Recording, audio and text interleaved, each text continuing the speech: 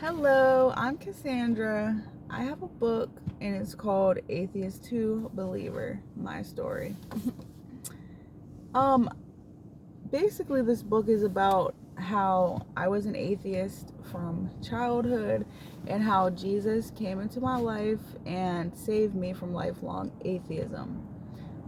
There's a lot of supernatural events that occurred in my life. I have been through a lot. I didn't put 100% of my story in here, maybe 10%, but it's enough to get the point across and explain how uh, God turned me from being an atheism through um, things like, He spoke to me. And so I just detail all of that. And it's a very wonderful book.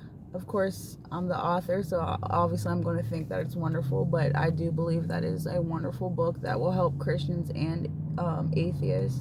And God said that it's going to help Christians and atheists as well. But also, I wanted to add this book is a weapon against the enemy. It's me declaring war on the devil, doing my part to hopefully, and I believe will bring souls to God. There's too many souls going into hell. This needs to be put a stop to. When Jesus came here to this earth, he said, you know, I don't know the exact wording in the Bible, but he said something like, the healthy need not a physician. So he came here for the people who needed him, the sinful, including me and probably any and everybody who's watching who isn't already saved. So, Jesus came here just about specifically for the atheist. And, really anybody who just, even if they believed in God, but they just don't know how to really follow him or have a personal relationship with him. God did not stop talking to people after the Bible was written. He still talks to people, and he wants a personal relationship. And basically, he's got to have, we've got to basically have a personal relationship with God in order to get into heaven. Because it says in here, in the Bible, that, many people will call him Lord and expect that they're saved, but in actuality are not, because he's going to tell certain people that even though they did those, wonderful works, he never knew them. So, we don't want to let iniquity keep us away from our relationship with Jesus, which is, iniquity is when we make sin a lifestyle. And we also don't want to let I lost my train of thought.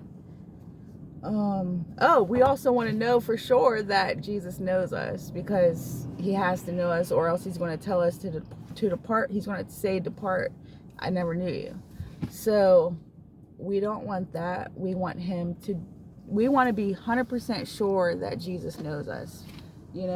I know he knows me. He knows me by name. He calls me my nickname, Cassie.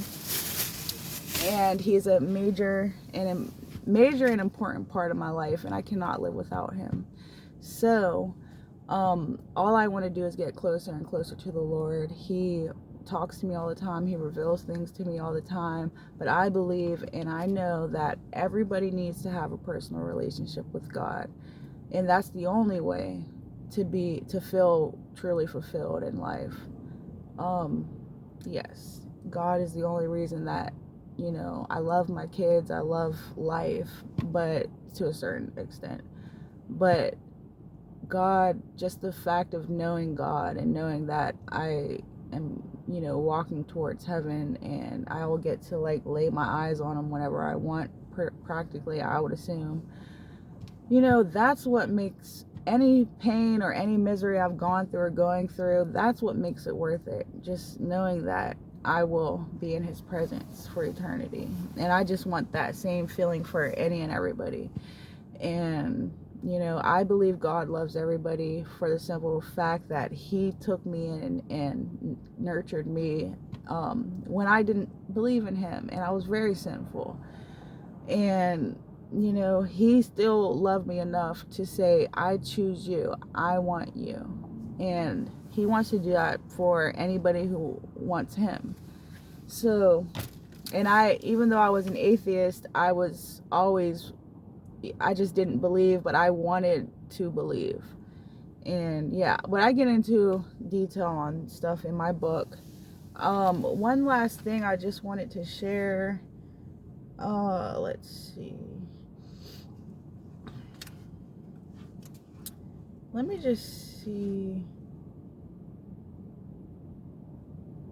I just wanted to. Okay.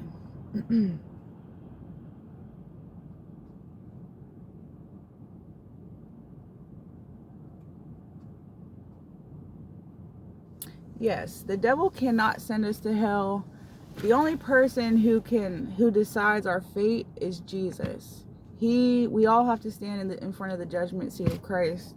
So, whether he's telling us to depart from him, or, you know, great job, I'm sorry, I don't know the exact words, but, you know, great job, my good and faithful servant. You know, I want to hear that I'm a good and faithful servant.